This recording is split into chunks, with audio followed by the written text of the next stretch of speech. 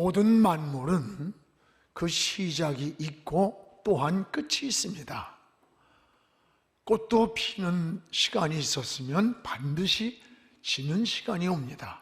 나무도 자랐다가는 언젠가 고목이 되는 날이 옵니다. 사람도 마찬가지입니다.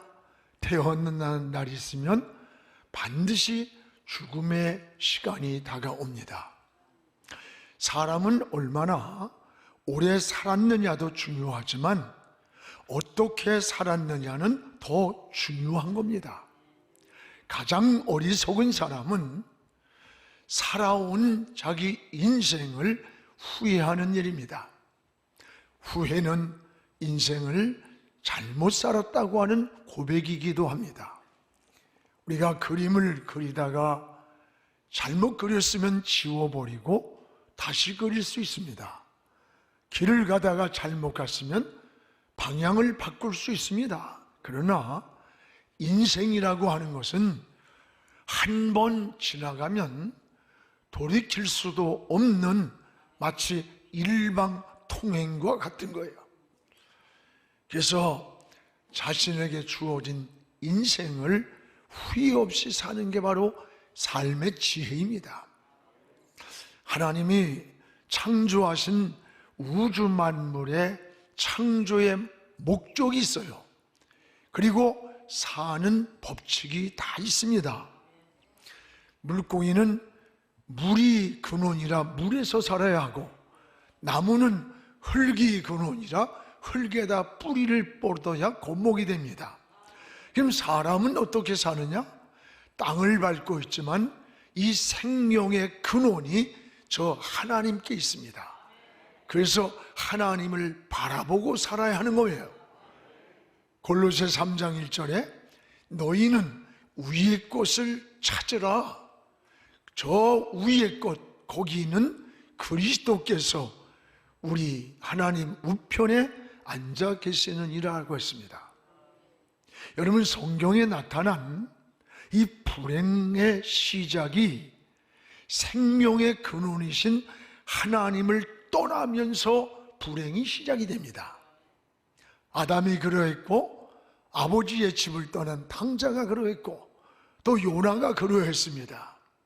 이스라엘 백성도 하나님을 떠날 때 인생의 고난과 시련을 만나게 됩니다. 하나님의 품으로 다시 돌아가는 것, 우리 생명의 근원이 하나님의 품이기 때문에 하나님의 품으로 다시 돌아갈 때 거기에 안식이 있고 평안이 있고 보호가 있고 하나님의 인도가 있다는 사실을 알아야 돼요. 여러분, 세상 모든 만물은 그 사는 방법이 다 다릅니다. 짐승은 짐승이 사는 방법이 있고, 사람은 사람이 사는 방법이 있어요. 성도가 사는 방법과 불신자가 사는 방법이 달라요. 육에 속한 자가 사는 방법과 영에 속한 자가 사는 방법이 다르다는 것을 알아야 돼요. 오늘 본문은 변화된 이 그리스도인의 사는 방법이 뭐냐, 이것을 제시하고 있습니다. 그러면 성도는 어떻게 삶을 살아야 하느냐? 바울은 이 에베소 성도들에게 세 가지 방법을 소개하고 있습니다.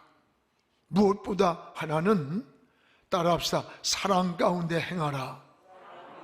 사랑 가운데 살아가는 것이라고 했습니다. 그리스도께서 너희를 사랑하신 것 같이, 여기 보면 그리스도께서 사랑한 그 사랑이 어떤 사랑인가? 여기 우리를 위해 자신을 버리신 사랑이다라고 했어요. 오늘 2절에 보면 그는 우리를 위하여 자신을 버리사. 여기서 버렸다는 이 말씀은 자신을 제물로 바쳤다라고 하는 뜻입니다. 여러분, 그리스도께서 우리를 살리기 위해 십자가에서 대신 죽어주신 사랑이에요. 그래서 우리를 위해 자신을 버리신 사랑이라는 거예요. 내가 지은 죄 때문에 만약에 사형 언도를 받았다면, 그런데 누군가 나의 죄값을 치르기 위해서 대신 죽어준 사람이 있다면 그 은혜를 평생에 우리가 어떻게 잊을 수 있겠어요? 내가 한 100억의 빚을 지고 감옥에 지금 구속되어 있는데 누군가 나타나서 그 100억을 지불해주고 나를 감옥에서 끄집어내줬다면 그 은혜를 어떻게 갚겠어요? 바로 예수 그리스도가 그런 분이라고 하는 것을 말씀하고 있는 거예요. 그렇습니다. 또 하나는 우리를 위해 그리스도께서 제물로 하나님께 드리셨느니라. 하나님께 주님이 제물로 드려진 사랑이라는 거예요. 죄인인 인간이 하나님께로 나가려면 수없는 짐승이 제물로 죽어야 했습니다. 그것이 구약의 제사예요. 그런데 그리스도께서 제물이 되셔서 하나님께 드렸습니다. 그러므로 그리스도를 통해서만 우리는 하나님께 나가는 길이 열렸습니다. 하나님과 교제가 회복되고 하나님과 관계가 회복이 된 거예요. 이를 위해 예수 그리스도가 제물이 되셨다고 하는 게 오늘 말씀이에요. 그래서 하나님은 누구냐? 하나님을 한마디로 말씀한다면 하나님은 사랑이라. 그래서 사랑이라. 요한일서 1장 9절에 하나님의 사랑이 이렇게 나타난 바가 되었으니, 하나님이 자기의 독생자를 세상에 보내신 것은 그로 말미암아 우리를 살리려 하심이라. 하나님 사랑이 이렇게 나타난, 이렇게가 어떤 사랑입니까? 자기의 독생자를 세상에 보내셔서 왜 보냈습니까? 우리를 살리기 위해서 보내신, 이것이 하나님의 사랑이라고 했습니다. 그렇습니다. 여러분, 사랑하면 그 사랑이 나타나는 거예요. 얼굴에서 나타나고 마음에서 나타나고 눈빛에서 나타나고 행동에서 나타나요. 여러분이 어떤 메일을 보내고 문자를 보내도 그 문자가 그린 것 같지만 그 문자 속에 감정이 실려 있답니다. 무언가 미움이 있으면 그 문자 속에 무서운 미움이 나타난다는 거예요. 사랑하는 마음이 있으면 그 문자 속에 그 사랑의 감정이 은연중에 나타난다는 거예요. 그렇습니다. 사랑하면 나타나는 거예요. 하나님의 사랑이 이렇게 나타났으니, 이렇게 자기의 독생자를 우리에게 주셨다. 왜? 우리를 살리기 위해서. 그래서 하나님은 사랑이라는 거예요. 이게 하나님의 은혜인 겁니다. 전에 미국에 그 무역센터가 공격을 받고 무너졌어요. 수천 명의 사람들이 다 죽었어요. 혹시라도 산 사람이 있을까봐 구조대원들이 생존자를 찾아 나섰어요. 시체 더미를 헤치고 있는데 거기에 한 여인의 손 하나가 꼭 무엇인가를 움켜쥐고 잘라져 있는 게 하나 있었어요. 수많은 시체 속에서 그 손 하나는 아무것도 아니야. 그 지나치려는 순간에 이 구조대원의 마음에 사람이 뭐가 그리 소중하기에 이렇게 죽어가면서도 저렇게 놓지 못하고 움켜쥐고 있을까? 이 호기심이 생겨가지고 그 굳은 여인의 손가락을 펴보았더니 그 손 안에 아기 손이 있었습니다. 자신이 죽어가면서도 끝까지 놓지 못하고 붙잡고 있었던 어린 자식의 손이었어요. 사랑은 이런 거예요. 말로 하고 요즘 나 사랑해? 어쩌고 사랑한다면서 뭘 그렇게 요구가 많아? 진짜 여러분 가슴에서 누군가를 사랑한다면요, 내가 주고 싶은 거예요. 사랑하기 때문에 주고 싶은 거예요. 더 주지 못하는 게 마음이 안타까워요. 이게 사랑의 본질이라는 거예요. 그래서 오늘 하나님의 사랑이 이렇게 나타나가 됐다, 이렇게 나타난 사랑이 독생자를 우리에게 주신, 이게 바로 하나님 사랑이라고 하는 거예요. 여러분, 바울은 이 사랑을 깨달은 에베소 성도들을 향해서 너희가 어떻게 사느냐? 이 사랑 가운데 행하라. 행한다는 말은 살아라, 이런 뜻이에요. 하나님의 사랑을 깨달은 초대교회 성도들을 보세요. 그들은 희생을 즐거웠고 목숨까지 초계처럼 버리면서 하나님을 사랑한다고 고백을 했어요. 여러분 잘 아는 초대교회 서모나 교회를 목회하던 분이 폴리갑이었습니다. 그땐 교부인데 오늘날로 말하면 목사죠. 이 폴리갑은 어느 날 156년경 기독교에 무서운 박해가 일어날 때예요.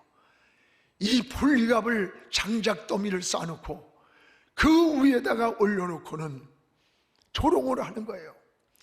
내가 예수를 모른다고 하면 너를 살려줄 뿐만 아니라 너에게 이 나라의 전 재산의 반을 너에게 줄 수 있다, 이렇게 총독을 하는 거예요. 총독이. 아니면 너희가 만약에 그렇게 하지 않으면 이 장작불에 불을 태워서 널 죽이겠다. 여러분, 그때 많은 그리스도인들이 그 모습을 보고 그가 여러분 주님을 부인한다면 어떻게 됐을까? 근데 폴리갑은 초연한 모습으로 내가 80평생을 살아오면서 주님은 나를 한 번도 모른다고 하시지 않았고 나에게 생명을 주셨는데 내가 어떻게 주님을 모른다고 할 수 있겠는가?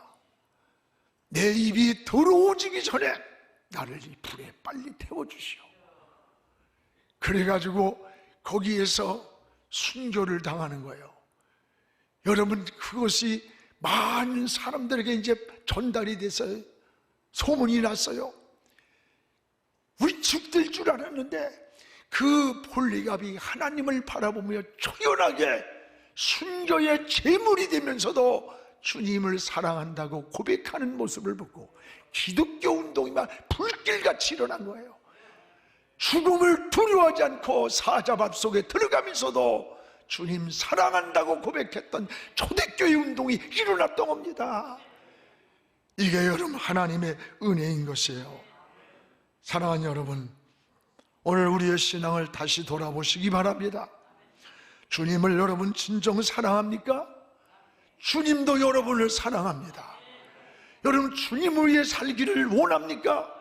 주님도 여러분에게 한없는 은혜와 평강과 축복 주시기를 원하시는 거예요. 우리는 의로 하나님을 사랑하고 이 아래로 인간을 사랑하며 사는 것, 이게 성도가 살아가는 방법임을 바울이 제시하는 겁니다. 또 하나는 성도는 어떻게 살아야 되느냐? 따라합시다. 구별되게 살아야 한다. 오늘 성도가 사는 방법은 구별되게 사는 것이라 그랬어요. 오늘 3절 5절에 나와 있는데, 그래서 우리 성도란 말은 거룩한 도를 따르는 자가 성도예요. 그래서 거룩한 백성, 구별된 백성이라고 하는 거예요. 성도를 하나님이 창조사역을 시작하실 때 창세기 1장 4절 5절에 보면 빛과 어둠을 나눴어요. 그리고 빛을 낮이라 하고 어둠을 밤이라고 구별했어요. 오순절날 성령의 불이 임했습니다.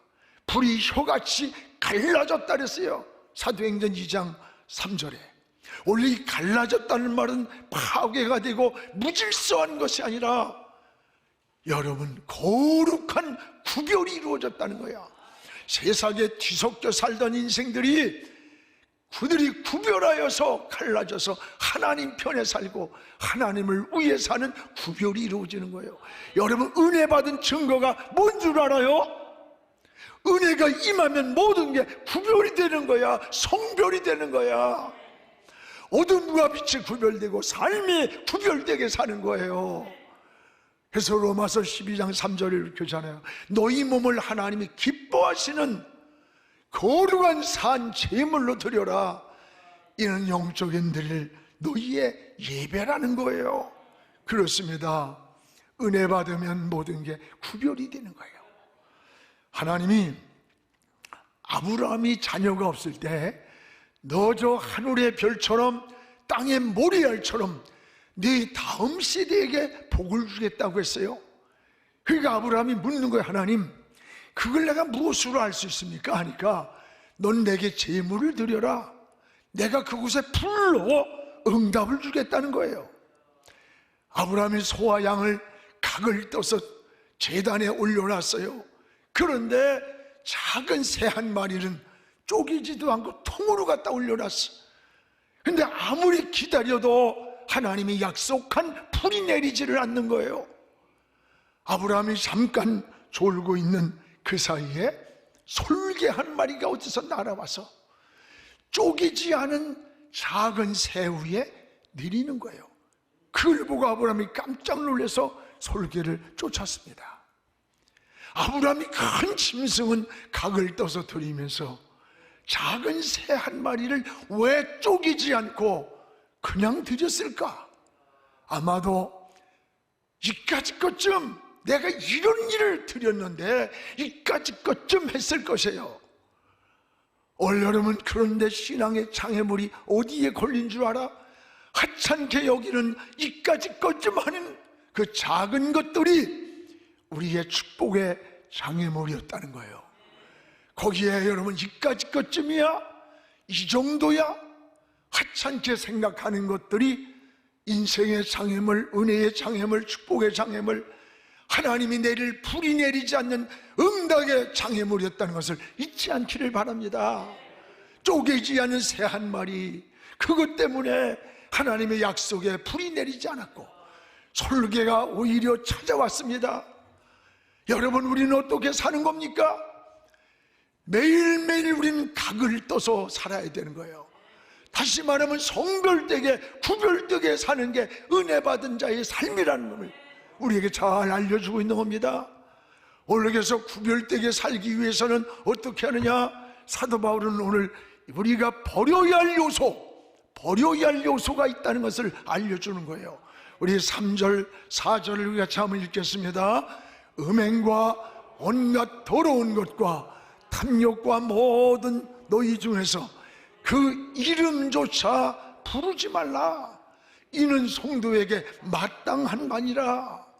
또 이런 누추함과 어리석은 말이나 또 희롱의 말이 마땅하지 아니하니 오히려 감사하는 말을 하라. 여러분, 여기에 음행이란 말이 나와요. 더러운 것, 자기 이익만 추구하는 탐욕, 이런 것들이 납니다. 이런 것은 이름조차 말하기가 부끄럽다. 이름조차 부르지 마라. 부끄러운 것이다. 오늘 이 내용은 뭘까? 이것은 바로 우리 육체적 방종이라는 거예요. 이 음행과 여기에 더러운 것, 탐욕이란 말은 육체적 방종이라고, 이런 것들로부터 구별되게 사는 것, 이게 성도가 사는 방법이라는 거예요. 그렇습니다. 여러분, 현대사회가 갈수록 음란한 문화, 음란한 사회, 동성애가 그냥 버젓이 난리치는 이 더럽고 자기 욕망, 자기 욕심만을 따라가는 탐욕에 빠지는 사회로 전락해가고 있다는 거예요. 이게 우연이나 5절에 나와 있는 거예요. 이런 육체적 방종이라는 거야. 이 육체적 방종에 우리가 빠지면 어떤 결과가 나타나느냐? 그리스도와 하나님의 나라에 기업을 얻지 못하리라. 그리스도와 하나님 나라에 주시는 기업의 은혜를, 축복을 누릴 수가 없다고 하는 거예요. 여러분, 그렇습니다. 이런 세상에서 성도는 어떻게 반응하느냐? 이런 세상이 어떻게 반응하느냐가 중요한 거예요. 아니, 세상이 다 이런데 뭐, 세상이 이러니까 나도 어쩔 수 없어, 이렇게 반응하는 게 아니라, 이런 세상이랄지라도 나는 내 믿음을 지키기, 나는 구별되게 살겠습니다. 세상 풍조가 아무리 나날이 갈려도 나는 믿음을 지키고 살겠습니다. 이런 고백과 신앙으로 반응할 때 하나님 나라의 기업을 우리에게 주겠다는 약속, 이 기업의 은혜요, 기업의 영광, 기업의 평안, 기업의 축복을 우리에게 주신다는 거예요. 여러분, 성도는 사는 방법이 다른 거예요. 구별되게 살기를 기도해야 된다는 거예요. 우리가 구별된 마음, 구별된 생각이 중요한 겁니다. 오늘 우리의 신앙을 돌아보세요. 시간도 구별된 시간을 만들어야 돼. 11조만 여러분 드린다고 물질만이 아니야. 내게 주어진 생명의 10분의 1은 24시간 중에서 기도하고 말씀을 읽고 주님을 섬기는 일에 사용하는 시간의 11조는 더 중요한 거예요. 날도 여러분 주의 날을 구별해야 돼. 주의 날이 있어요. 물질도 하나님의 것이 있다고 했어요. 다 주신 하나님의 은혜를 구별해서 각을 떠서 드려야 돼. 내 것을 드린 줄 생각하니까 자꾸 11조가 늘으면 감사가 아니라 자꾸 줄이는데 근심을 하고 내 걸로 줄 아니에요. 하나님의 거요. 마음껏 드릴 수 있는, 더 많은 것을 드릴 수 있는 하나님께 감사하며 은혜를 구해야 돼. 나는 우리 아이들에게 너희들의 11조가 증가되기를 기도하라. 그래서 마음껏 선교하고 주님의 일하는데 네가 쓰임받기를 기도하라 그랬어요. 그걸 여러분 가시 발리듯이 고기 발리듯 여러분 이리 빼고 저 그러지 마요. 우리 교회에서 여러분 11조가 아마 거부들이 일어나는 그런 은혜가 있기를 주의 이름으로 축복을 합니다. 오늘 이것이 성도가 사는 방법이라고 했습니다. 또 하나는 성도가 사는 방법을 이렇게 말씀합니다. 빛의 자녀들처럼 살아라. 빛의 자녀들처럼. 어둠에서 살던 그 생활을 이제는 청산하고 나오라는 거예요. 오늘 8절을 우리 같이 읽어보겠습니다. 너희가 전에는 어둠이더니 이제는 주 안에서 빛이라. 빛의 자녀들처럼 행하라. 여기에 두 가지가 나옵니다. 전에라는 말과 여기 보면 이제는 이라는 말이 나와요. 전에와 이제가 어떻게 다릅니까? 전에는 예수님 알지 못하고 예수 믿기 전의 삶, 그것을 어둠의 삶이라 그랬어요. 이제는 뭐예요? 예수님을 영접하고 하나님의 자녀가 되어 사는 날부터 우리를 빛의 자녀라는 거예요. 요한일서 1장 7절에 이렇게 말씀합니다. 우리 같이 읽겠습니다. 그가 빛 가운데 계신 것 같이 우리도 빛 가운데 행하면 우리가 서로 사귐이 있고 그 아들 예수의 피가 우리를 모든 죄에서 깨끗하게 하신다. 주님이 빛 가운데 계신 것처럼 우리도 주님과 함께 빛 가운데로 걸어가면 주님과 우리가 사귐이 있고 동행을 하고 교제를 나누고 그 아들 예수의 피가 날마다 우리를 씻어서 우리의 눈이 어두워지지 않고 마음이 어두워지지 않는 참 은혜와 평안을 누리며 주님과 동행하는 자가 된다고 하는 약속인 겁니다. 사랑하는 여러분, 우리가 인생을 살아가면서 주님과 빛 가운데 살 때에 교제가 있는 거예요. 교제. 주님과 사귐이 있고 동행이 있고, 주님과 동행하는 것보다 더 큰 은혜가 어디 있고 평안이 어디 있고 보호가 어디 있고 축복이 어디 있겠어요. 이것이 하나님의 은혜인 것입니다. 또한 빛의 자녀는 이제 빛의 열매를 맺으며 살아야 한다 해서 열매 9절입니다. 우리 같이 읽겠습니다. 빛의 열매는 모든 착함과 의로움과 진실함에 있느니라. 여러분, 열매가 뭐든지 중요하잖아요. 농부가 수고한 목적이 뭐예요? 열매를 거두기 위한 목적이에요.